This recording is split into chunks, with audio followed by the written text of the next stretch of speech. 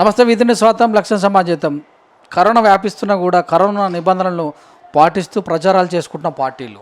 Warangal municipal corporation పరిధిలో 39వ division నుంచి TRS party corporator క్యాండిడేట్గా పనిచేస్తున్న సిద్ధరాజు ప్రస్తుతం మనతోటి ప్రచారం చేస్తూ విరామ సమయంలో ఇంటర్వ్యూకి మనకు టైం ఇచ్చారు. ప్రస్తుతం మరి వారికి ఉన్నటువంటి 39వ డివిజన్లో ఏర్పడినటువంటి ఈ కాలనీల డెవలప్మెంట్ ఎలా ఉంది, వారు కరోనా సమయంలో ఎలాంటి సహాయ సహకారాలు అందించారు, మరి వారిని అడిగి తెలుసుకుందాం. నమస్తే సార్. నమస్తే అండి. మొత్తం మీద చూస్తే దాదాపుగా కరోనాతోటి ఒక 15 నెలలు 12 నెలల నుంచి బాగా ఇబ్బంది ఏర్పడుతుంది. అయినా కూడా ఎలక్షన్స్ వచ్చినాయి. ఈ సమయంలో మీ యొక్క సహాయ సహకారాలు మీ యొక్క డివిజన్లో ప్రజలకు ఎలాగ అందించారు మీరు? కరోనా టైంలో కూడా మా డివిజన్ ప్రజలు మొత్తం మా ఏరియా వైజ్గా 3000 గృహాలు ఉంటాయి. 3000 గృహాలలో కూడా ఎంతమంది ఈ కరోనా వల్ల ఇబ్బందులలో ఉన్నారని ఐడెంటిఫై చేసి ఒక 1000 కుటుంబాలకు వాళ్ళకు సంబంధించిన ఒక నెల రోజులకు కావాల్సినటువంటి సబ్బు కానీ, ఉప్పు కానీ, కారం కానీ, బియ్యము ఇట్లాంటి నిత్యావసర వస్తువులు అందజేయడం జరిగింది. అదేవిధంగా గడప గడపకు తిరిగి కూరగాయలు రోజువారీగా శానిటేషన్ వాళ్ళకు ప్రతిరోజు భోజనం ఏర్పాటు చేయడం జరిగింది. నా డివిజన్లో ఉన్నటువంటి శానిటేషన్ ప్రజలు ఎవరైతే ఉన్నారో వాళ్ళను ప్రతిరోజు వాళ్ళకు శానిటైజర్లు కానీ, భోజనం కానీ, టిఫిన్లు కానీ ఇవన్నీ అరేంజ్ చేసుకుంటూ, ఎందుకంటే వాళ్ళు కూడా మనుషులే, మన ప్రాణాలను కాపాడడం కోసం వాళ్ళు మన కోసం ఈ శానిటేషన్ వర్క్ లోపల నిర్విరామంగా పనిచేస్తున్నారని వాళ్ళని కూడా గుర్తించి వాళ్ళకు కూడా మనం సేవ చేయడం జరిగింది. అట్లనే డివిజన్ ప్రజలను కూడా ఎవరైతే వాస్తవంగా కరోనా వల్ల ఇబ్బందులలో పూట గడవని వాళ్ళు ఉన్నారో వాళ్ళను 1000 మందిని మేము ఆదుకొని నిత్యావసర సరుకులు ఇవ్వడం జరిగింది. మొత్తం మేము చూస్తే మీరు మొదటి నుంచి కూడా టీఆర్ఎస్ పార్టీలో ఉన్నారు. మొదటిసారి కూడా పోటీ చేశారు, తర్వాత ఇండిపెండెంట్గా చేశారు మళ్ళీ. సో ఈ యొక్క జర్నీ ఎలా అనిపించింది? 2001లో మా ప్రస్తావం అంటే 2001లో నేను ఒక ఆటో కార్మికునిగా ఈ టీఆర్ఎస్ పార్టీలో చేరడం జరిగింది. పసునూరి దయాకర్ గారు నాకు మంచి మిత్రుడు. ఆయన ద్వారానే నేను ఈరోజు పార్టీ లోపల చేరడం జరిగింది 2001లో. అప్పుడు టీఆర్ఎస్ పార్టీ అంటే కొంతమంది నవ్వేవాళ్ళు, టీఆర్ఎస్ ఇట్లాంటి పార్టీలు వచ్చినాయి ఇప్పుడు వచ్చి ఇక మీరు చేస్తారు తెలంగాణ తెస్తారు కానీ ఇక చూస్తంతి అని చెప్పి ఏ పోలీస్ స్టేషన్ కన్నా పోయి నువ్వు ఏం పార్టీ అంటే టీఆర్ఎస్ పార్టీ అంటే ఫస్ట్ మమ్మల్ని బయట నువ్వు అనేది, ఇంకోసారి చెప్పొద్దు అనేది. అట్లాంటిది ఇవాళ టిక్కెట్లు ప్రతి పార్టీ నుంచి వెళ్ళి కూడా టీఆర్ఎస్ పార్టీకి వచ్చి వాళ్ళ ఆధిపత్యం చేయలేని స్థానంలో వాళ్ళందరినీ కూడా చూస్తున్నాం మేము. ఇవాళ 2005లో నాకు టీఆర్ఎస్ పార్టీ నుంచి టికెట్ ఇచ్చిండ్రు. అప్పుడు కాంగ్రెస్ పార్టీ ఉవ్వెత్తున ఉన్నది. అప్పుడు 320 ఓట్లు సంపాదించడం జరిగింది. అంటే పార్టీ బలోపేతంలో ప్రతి నిమిషం ముందంజల వండుకుంటూ ప్రజలకు అందుబాటులోనే ఉన్నాం. అదేవిధంగా 2015లో కూడా నాకు టికెట్ కొండముల్లి గారు ఇవ్వకపోయినా కూడా ఇండిపెండెంట్గా చేసినాం. 125 ఓట్లతోటి ఓడిపోయినా కూడా పార్టీని వదలలేదు. గౌరవనీయులు ఎమ్మెల్యే గారు ఇప్పుడు ఉన్న స్థానిక ఎమ్మెల్యే నన్నపనేని నరేందర్ అన్న గెలుపు కోసం కృషి చేసి అన్నను గెలిపించుకోవడం జరిగింది. అట్లనే అన్న చెప్పిన ప్రతి పనిని కూడా ఆయన ఎలక్షనే కాకుండా మన పసునూరి దయాకర్ గారి ఎలక్షన్ లోపల మొన్న జరిగిన ఎమ్మెల్సీ ఎలక్షన్ లోపల కూడా కీలక భూమిక పోషించి అత్యధిక మెజార్టీని ఇచ్చినాం. పార్టీ బలోపేతానికి ప్రతి నిమిషం మేము పోరాడుతూనే ఉంటాం.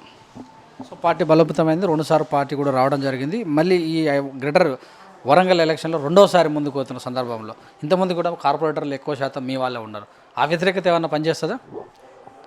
అంటే వాస్తవంగా ప్రజలు చాలా విశ్వాసంగా ఉన్నారు. 2 సార్లు ఓడిపోయిన ఒక సానుభూతి ఉన్నది. పాపం రాజన్నని ఈసారి గెలిపించుకోవాలని వాళ్ళు మనస్ఫూర్తిగా ఆశీర్వదిస్తున్నారు. ఎక్కడికి పోయినా కూడా గడప గడప బ్రహ్మరథం పడతారు. అన్నా నువ్వు రాకున్నా కూడా నువ్వు మా గుండెలలో ఉన్నావు, నువ్వు పార్టీ 2001 నుంచి చేసినావు, నీకు అన్యాయం జరిగింది, తప్పకుండా నేను ఈసారి కార్పొరేషన్లో అడుగుపెట్టే విధంగా మిమ్మల్ని ఆశీర్వదిస్తామని చెప్పి ప్రజలు నాకు బ్రహ్మరథం పడుతున్నారు. మీ ప్రచారం ఎలా ఉంది? అంటే మీ పార్టీ తరఫున పథకాల గురించి ప్రచారాలు చేస్తారా, డెవలప్మెంట్ మీద ఎక్కువ కాన్సన్ట్రేషన్ పెడుతున్నారు? పార్టీ పథకాలంటే కేసీఆర్ గారు మనసున్న మహారాజు. ఆయన ఎవరు ఏం అడగకముందుకే ఇస్తాడు. వాస్తవంగా ఇప్పుడు 200 పెన్షన్లు 2000 చేసిండు. రైతులకు 4000 రూపాయలు ఇస్తున్నాడు. 24 గంటలు కరెంట్ ఇస్తున్నాడు. కాంగ్రెస్ ప్రభుత్వం లోపల కరెంటు లేక ఎంత మనం ఇబ్బందులు పడేది. ఒక రైతు బయటికి పోయి ఆ, వ్యవసాయం చేసే పరిస్థితి లేని పరిస్థితులలో కూడా ఇలా కేసీఆర్ ప్రభుత్వం వచ్చిన తర్వాత ఇంటింటికి నల్లా నీళ్ళు ఇచ్చే కార్యక్రమం ఒకటి ఉన్నది. మన ప్రజలు దేనిలో కూడా ఇబ్బంది పడవద్దు అని ప్రతి ఇంటికి ఒక ఒక పథకాన్ని ఇచ్చిండు. ప్రతి ఇంట్లో ఏదో విధంగా ప్రభుత్వం ద్వారా వచ్చే సంక్షేమ పథకాలను పొందే విధంగా కేసీఆర్ గారు ఆలోచించి ఇలా పెళ్ళి కళ్యాణ లక్ష్మి షాదీ ముబారక్ అసలు వాస్తవంగా పెళ్ళికి ఇంటికి పోయి బువ్వ తిని కట్నమైన వాళ్ళు ఉన్నారు. కానీ పెళ్ళి అనగానే 1,116 రూపాయలు ఇచ్చే మనసున్న మహారాజు కేసీఆర్.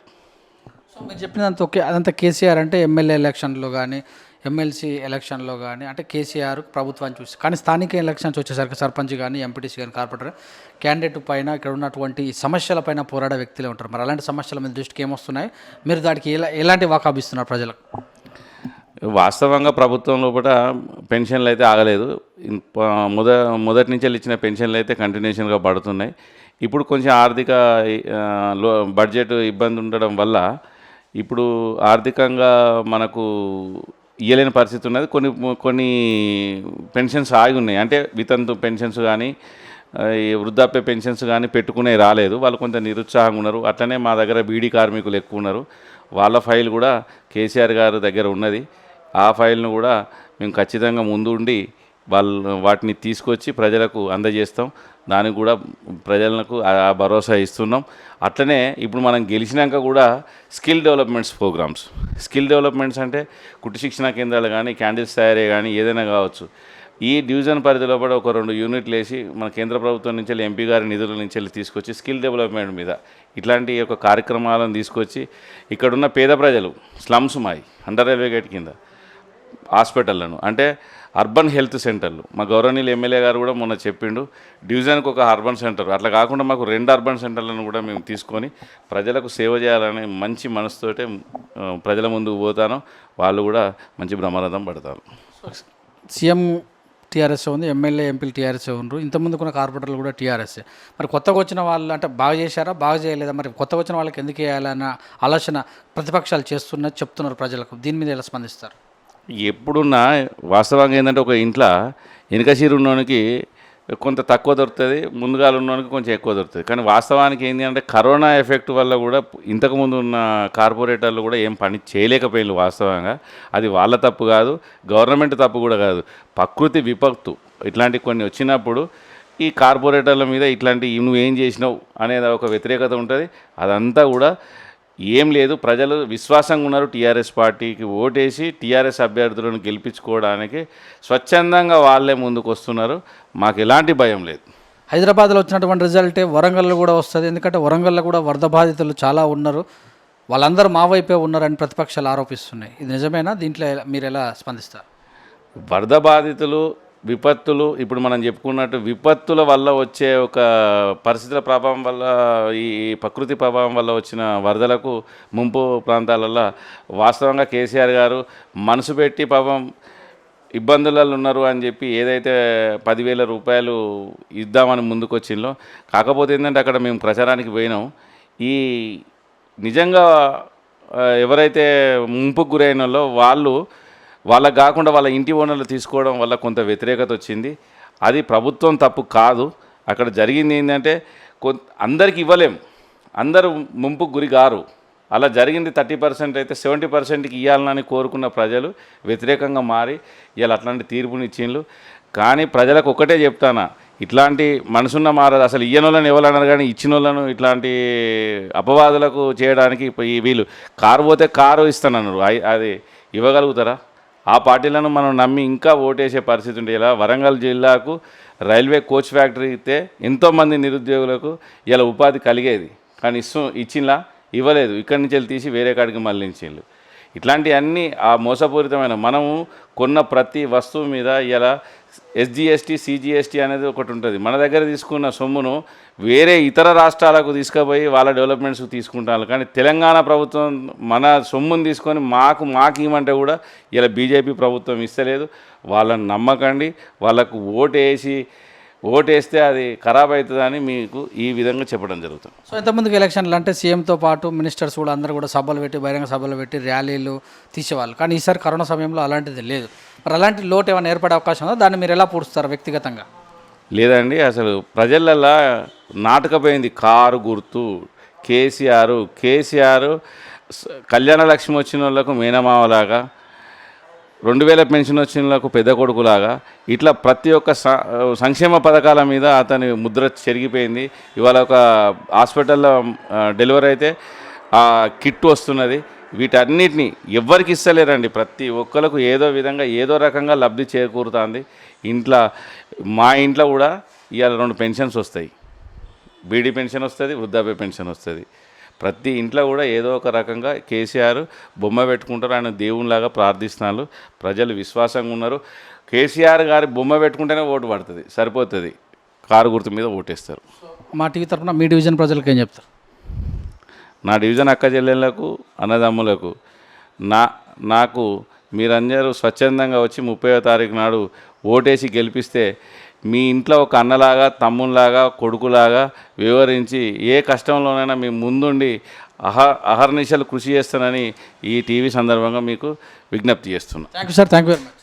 Thank you. ఇదండి మరి టీఆర్ఎస్ పార్టీ టికెట్ తీసుకొని మరి ఈ యొక్క 39 డివిజన్లో కరోనా సమయంలో సహాయ సహకారాలు అయితేనేమి మరి డెవలప్మెంట్ విషయంలో కూడా చాలా కృతజ్ఞత ముందుకున్నాం. గెలిచిన తర్వాత కొన్ని స్కిల్ డెవలప్మెంట్ కూడా ఇక్కడ ఉన్నటువంటి యువతకు ఉపాధి కల్పించే అవకాశం చేస్తాను. కానీ వరదల బాధితులు ఎవరైతే ఉన్నారో వాళ్ళని అది ఇస్తామని చెప్పేటటువంటి బీజేపీ పార్టీ మాయమాటలు హైదరాబాద్లోనే ప్రజలందరూ కూడా మరి ఒక రకమైన భావనకు వచ్చారు. కానీ ఇక్కడ అలాంటి పరిస్థితి లేదు. ఇక్కడ ఖచ్చితంగా మా ప్రభుత్వం వస్తుంది, మేమే గెలుస్తామని మరి 39 డివిజన్ కార్పొరేటర్ క్యాండిడేట్ అయినటువంటి సిద్ధం రాజు గారు చెప్పారు. మనం చూస్తున్న విధి నుంచి కెమెరామెన్ శ్యామ్తో మీ సురేష్ దండు.